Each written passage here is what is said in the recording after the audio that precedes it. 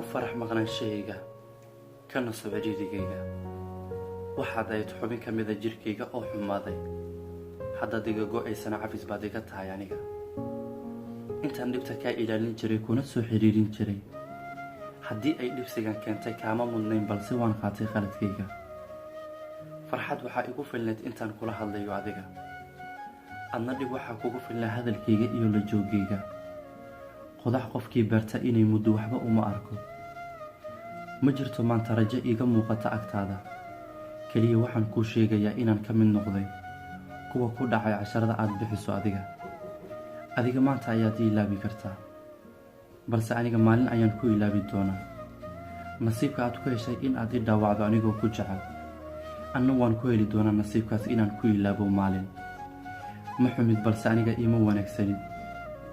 waxaad i bartay go'aan inaan ka qaato qof aan jeclahay waadna ku mahadsan tahay soo dhoweynta barashadeeni koobaad